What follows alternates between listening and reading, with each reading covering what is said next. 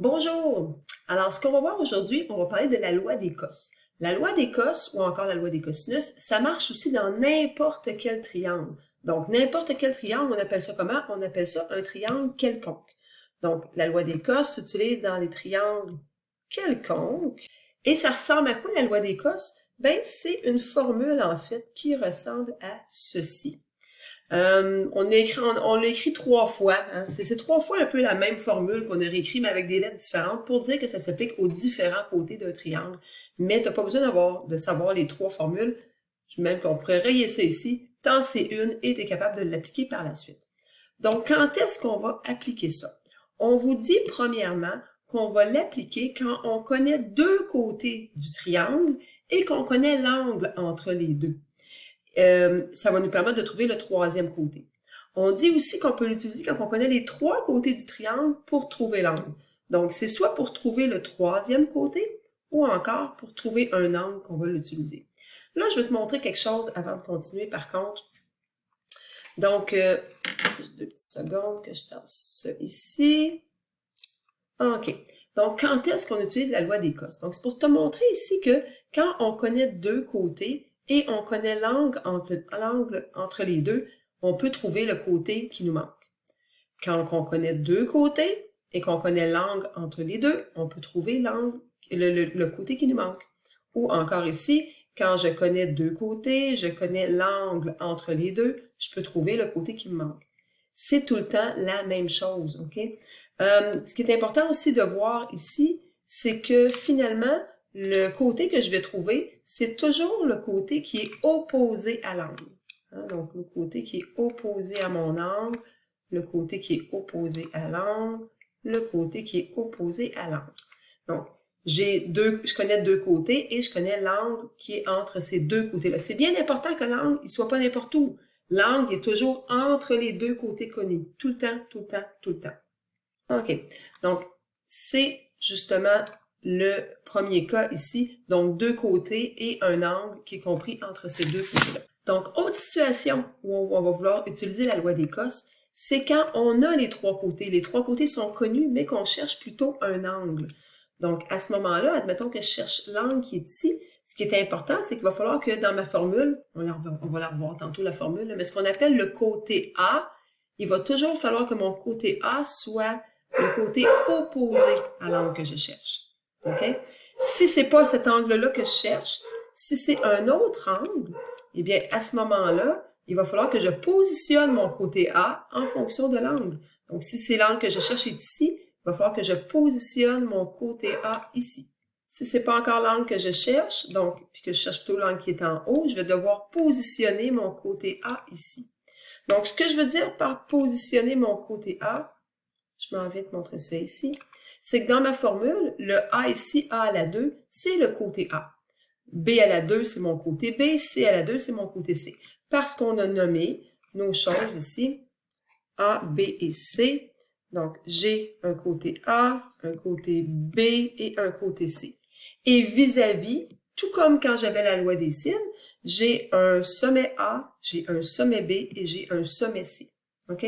Donc, en fonction de ce que je cherche, je vais m'organiser pour placer les côtés aux bons endroits.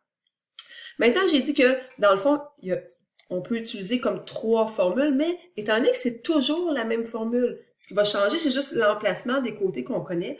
Moi, j'aime mieux utiliser tout le temps la même formule et je vais la réécrire avec les côtés qui sont dans mon triangle. Si mon triangle s'appelle ABC, ben, je vais dire la mesure de AB, la mesure de BC, la mesure... Donc, je vais aller dire concrètement quel côté j'ai dans mon triangle. Donc, si je te fais un exemple avec ça, pour que ça soit plus clair, là. On a le triangle ici ABC. OK?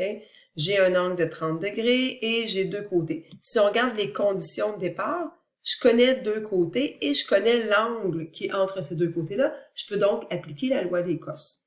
Donc, tout de suite, si on regarde ce qu'on cherche, on cherche le côté qui est en face de l'angle qui est connu. Donc, c'est parfait. On peut tout de suite dire, première étape, je vais aller trouver la mesure de BC.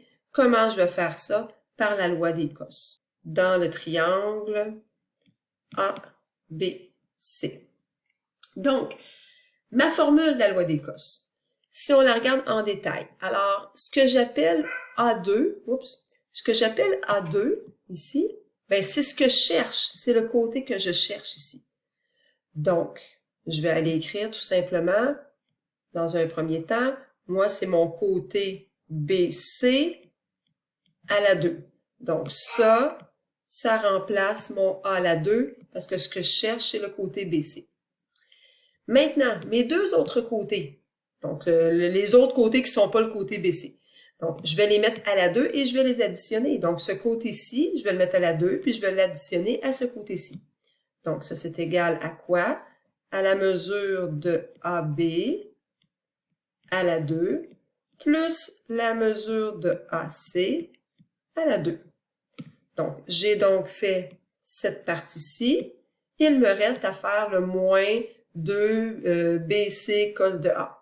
On continue, moins 2 fois. C'est les mêmes côtés qui reviennent ici, là. Côté B, côté C, c'est les côtés que je connais, là. Donc, côté B, c'est pour moi la mesure de AB multiplié par la mesure de AC. Ensuite, on multiplie tout ça par le cos de l'angle A. L'angle A, c'est l'angle qui est vis-à-vis ce qu'on cherche. Donc, on cherche le côté qui est ici. L'angle A est donc de 60 degrés.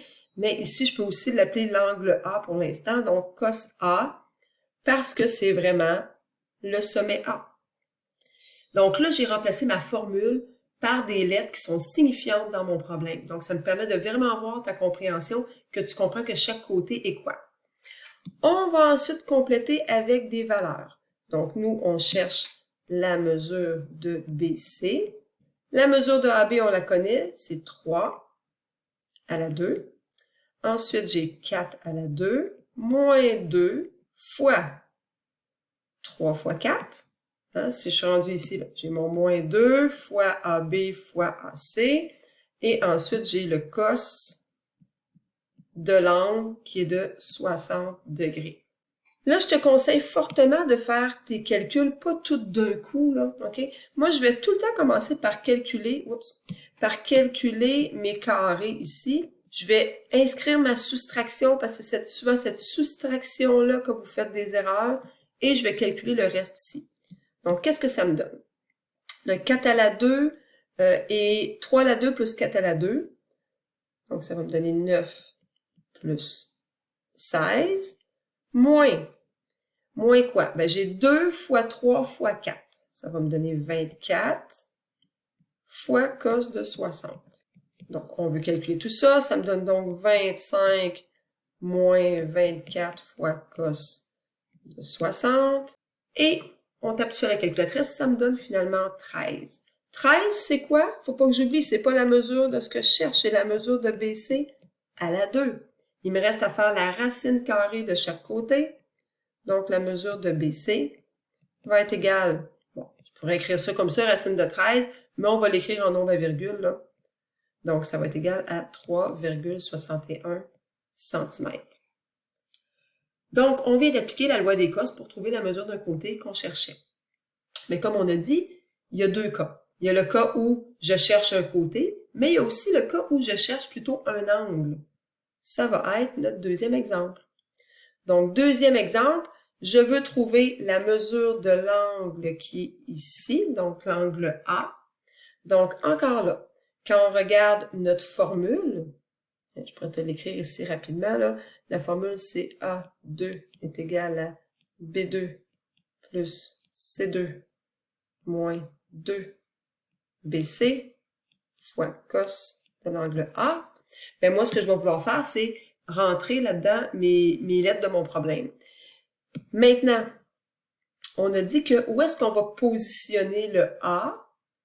Peu importe les lettres qu'on a ici, dans notre tête à nous, pour écrire notre formule, le A, on va toujours le positionner en face de l'angle qu'on connaît. Donc ici, l'angle qu'on cherche plutôt. Donc l'angle qu'on cherche est ici, ce qui veut dire que mon A, ce serait cette valeur-là ici. Donc, peu importe là, les côtés, là, les sommets qui sont nommés, là, au pire, on peut les renommer dans notre tête si on veut. Mais ce qui va être important, c'est que moi, je vais venir écrire maintenant ma formule en tenant compte de mes côtés réels dans mon triangle. Donc, le A à la 2, c'est quoi? Ben, le A à la 2, c'est la mesure de BC. Donc, mesure de BC à la 2. Les deux autres côtés, maintenant, ben, je vais avoir la mesure de AB, toujours à la 2. Et ça, j'additionne ça à la mesure de AC à la 2. J'ai ensuite une soustraction. 2 fois mesure de AB fois mesure de AC. Et il ne faut pas que j'oublie le cos à la fin. Et ça va être le cos de l'angle A que j'ai ici. OK? Parce que c'est ce que je cherche. Donc, c'est lui que je vais devoir aller isoler à la fin. On remplace par ce qu'on connaît. Donc, on va avoir ici 7 à la 2 est égal à 5 à la 2 plus 6 à la 2, moins 2 fois 5 fois 6. Et ensuite, j'ai le cos de l'angle A que je cherche. On calcule les choses qu'on connaît facilement là-dedans. Donc, j'ai 7 à la 2 qui me donne 49. Ensuite, je vais avoir 25 plus 36 moins 60 cos de A. Je vais laisser mon 49 ici pour l'instant. Mon 25 avec le 36, ça va me donner 25 plus 36, excuse-moi. Ça me donne 50, ça me donne 61. 61 moins 60 cos de A. On veut isoler le cos, on veut isoler le A au bout du compte, mais là, pour l'instant, on veut aller isoler cette partie-là. Donc, je vais me débarrasser du 61 ici en faisant moins 61 de chaque côté. Donc, quand je fais 49 moins 61, je me retrouve avec moins 12. Donc, ça me donne moins, il ne faut pas que j'oublie, le moins en avant du 60, moins 60 cos de A. Donc, ensuite, je veux isoler le cos, donc je vais diviser, parce que ici, c'est une multiplication qu'il y avait entre les deux. Donc, je vais aller diviser par moins 60 de chaque côté. En divisant par moins 60, un moins divisé par un moins, je deviens avec un positif. Ça va me donner 1/5. Ou encore, si tu le mets en nombre à virgule, ça va donner 0,2. Et ça me donne le cos de A. Et là, quand tu te retrouves avec un angle comme ça, que tu veux venir isoler et qui est accroché avec un cos, un sin ou peu importe, tu vas être obligé d'aller faire l'inverse de ce rapport-là, donc un inverse cos. Donc, ce que je cherche, la mesure de l'angle A, ça va être égal au cos moins 1 de 1/5. Et ça me donne 78,46 degrés. Maintenant, j'ai oublié quelque chose d'important. Quand j'utilise cette formule-là ici, il faut que j'indique d'où ça vient. Donc, ce qui me permet de faire ça, c'est par la loi des cos dans le triangle ABC. Toujours justifier ta formule que tu as écrite. OK. On a un autre petit exemple ici. Détermine la mesure du côté AB. Donc, le côté AB ici, c'est ce que je cherche. Je regarde ça comme il faut. Je m'aperçois que j'ai un côté connu, un autre côté connu et un angle entre les deux qui est connu aussi. Donc, on va pouvoir aller utiliser directement notre formule. A2 est égal à B2 plus C2 moins 2BC fois cos de A. Maintenant, là, si tu regardes ça, par rapport à ma formule que je viens d'écrire, mes lettres ne sont pas bien placées. OK, ce que je veux dire par là, c'est que le côté ici que je cherche, il s'appelle pas le côté A. Parce que normalement, le côté A, il est en face du A. Donc, c'est pour ça que là, tout est mélangé. Fait que la formule, je fais juste l'écrire dans un premier temps, mais elle s'applique pas bien à mon triangle présentement. Donc, ce que je vais faire, c'est que je vais aller identifier les bons côtés. Donc, ce que je cherche, dans le fond, c'est le côté AB. Donc, ce que je cherche, c'est le côté AB. Donc, je vais venir replacer, si on veut, ça comme il faut par rapport à mon triangle. Les côtés qu'on connaît, c'est le côté AC et le côté BC. Donc, je connais le côté AC et je connais le côté BC. Les deux côtés qu'on connaît. Je vais ensuite faire la soustraction de 2 fois mesure de AC, mesure de BC. Je rappelle que ces deux-là, c'est tout le temps les deux mêmes qu'on avait ici. Multiplié par le cos de l'angle qu'on connaît. L'angle qu'on connaît, c'est celui-là, l'angle C. Là, ma formule est signifiante. Là, ma formule, elle s'applique directement au triangle que j'ai en dessous des yeux. Et là, je peux aller remplacer, autrement dit, par ce qu'on connaît et ça va nous permettre de faire ressortir ce qu'on cherche, qui est la mesure de AB. La mesure de AC est de 22, donc 22 à la 2. La mesure de BC est de 10, alors 10 à la 2. 2 fois 22 fois 10, multiplié par le cos de 15 degrés. J'ai déjà tout calculé ça. Alors, ça va me donner 584, quand je fais ces deux-là ici ensemble, moins 440 cos de 15 degrés. Donc, la partie que j'ai mis ici en bleu et ça ici, c'est ce qui me donne le 440. Ça, c'est ce qui me donnait le 584. Alors, on peut aller calculer tout ça maintenant. On fait le total de ça. Ça va nous donner 158 et 99. On n'oublie pas que là, on est avec une mesure à la 2. Donc, si je veux vraiment aller isoler mon côté AB, je dois faire la racine carrée de chaque côté et je me retrouve avec 12,61 cm. Encore là, il ne faut pas oublier de dire qu'est-ce qui nous permet de dire ça? Par la loi des cos dans le triangle ABC. Et j'ai terminé. Il nous en reste un dernier. Le dernier, là, est un petit peu plus costaud, il y a plus d'étapes à faire. C'est toi qui vas le terminer dans Classroom, mais je vais quand même faire le début avec toi. Alors, détermine la mesure du côté de DE. Ce que je cherche, c'est ici. Quand tu regardes ça rapidement, tu vas t'apercevoir que les côtés que tu connais, tu en connais deux côtés, mais il y a un problème. L'angle qu'on a besoin, qui est l'angle que je viens de te mettre en rouge, on ne le connaît pas. Donc, il va falloir aller le trouver si on veut utiliser la loi des cos. Est-ce qu'on est capable de le trouver? Bien là, si tu penses à tout ce qu'on a vu dans les triangles quelconques, hein, parce que c'est le cas ici, on n'a pas un triangle rectangle, mais on a parlé aussi de la loi des sines. Puis la loi des sines peut nous permettre de trouver soit un côté ou un angle quand on connaît le côté opposé ou l'angle opposé. Donc ici, effectivement, j'ai un angle et un côté opposé que je connais. Ça pourrait me permettre de trouver l'angle E, parce que j'ai un côté de 30 que je connais aussi. Et si j'ai l'angle E, ici, et que je connais l'angle D, ben parce qu'un triangle, la somme des angles intérieurs d'un triangle est de 180 degrés, je vais être capable de trouver l'angle F, et là, je pourrais aller faire ma loi des cos avec mes deux côtés et mon angle F. Donc, dans un premier temps, il faut que j'aille trouver l'angle E. Donc, première étape, mesure de l'angle E. Donc, lui, on va le trouver comment? Par la loi des sines, dans le triangle D, E et F. On se rappelle la loi des sines? Donc, on a toujours un côté en haut et l'angle qui lui est opposé en bas. Donc, la mesure de DF, que je connais, qui est de 30, sur l'angle qui est en face, donc l'angle E, donc sinus de E. Tout ça, c'est égal à la mesure de EF, parce que lui aussi, cette mesure-là aussi, je la connais. C'est ça, la mesure de EF sur sin de l'angle D. On remplace par ce qu'on connaît, donc DF mesure 30.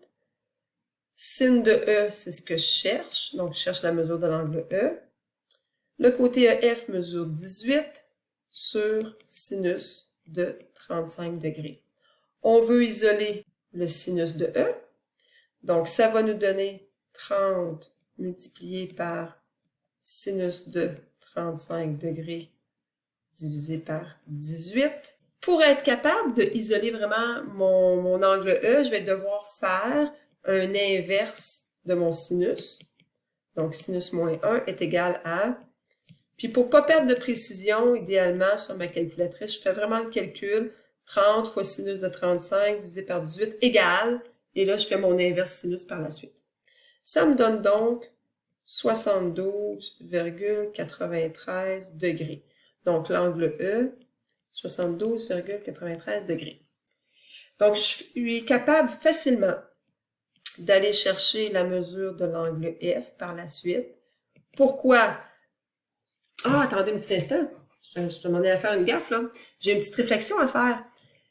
La loi des sines, elle peut être dangereuse. Hein? Regardez l'angle qui est ici. Est-ce que c'est un angle aigu ou c'est un angle obtus? C'est justement quand je l'ai écrit, là, ça a comme tilté dans mon cerveau. Ici, mon angle de 72 degrés, ça devrait être un angle aigu. Pourtant, je vois clairement que j'ai un angle obtus. Donc, avant ça, je vais devoir aller trouver l'angle obtus parce que ce que j'ai trouvé, finalement, c'est plutôt l'angle aigu qui est ici, 72,93. Donc, il faut être attentif quand on utilise la loi des sines. Donc, on va aller chercher la mesure de l'angle E. Je vais mettre entre parenthèses ici, obtus, parce que ce qu'on a trouvé en haut, on a trouvé l'angle aigu. On peut se le rajouter entre parenthèses. Donc, je dois faire 180 moins 72,93 et ça va donc me donner 107,07 qui fait plus de sens pour un angle obtus. Donc, avec tout ça, ça me permet d'aller mesurer enfin mon angle F. Donc, qu'est-ce qui me permet de calculer l'angle F? C'est que la somme des angles intérieurs dans un triangle donne 180 degrés. Donc, somme des angles intérieurs d'un triangle est 180 degrés. Donc, 180 moins 35 moins 107,07 et ça va me donner 37,93 degrés. Je vais me le rajouter, dans mon dessin. 37,93 degrés. Donc maintenant, on va être capable d'aller travailler avec notre loi des cos pour aller trouver la mesure qui nous manque. Donc, ce qu'on veut, c'est la mesure de DE. Donc, la mesure de DE, on va la faire par la loi des cos. Par loi des cos dans triangle DEF. La loi des cos. Donc là, je vais l'écrire directement avec les côtés en lien avec mon triangle. Là. Donc, le côté que je cherche, c'est le côté DE. Donc, mesure de DE. C'est ce que je cherche. Les côtés que je connais le côté EF et je connais le côté DF. Ensuite, moins 2 fois mesure de EF, mesure de DF, tiens ici, multiplié par cos, je vais avoir assez de place pour l'écrire, cos de l'angle F. Oh, j'y arrive juste, OK? Donc, une fois que la formule est écrite, là, à ce moment-là, on peut les remplacer par les nombres qu'on connaît. Donc, on cherche la mesure de DE. On connaît DF qui est de 30. On va le mettre exposant en 2 pour les besoins de la formule. Ensuite, D. Oups, j'ai changé, hein. Donc, c'est pas bien grave, là. Ça revient au même. Donc, j'ai écrit DF en premier, puis j'ai écrit EF en deuxième, là. Moins 2 fois 30 fois 18 fois cos de 37,93 degrés. Donc, je te laisse trouver la réponse et l'écrire dans Classroom, voir si t'es capable de nous pitonner ça. Donc, on se revoit en classe.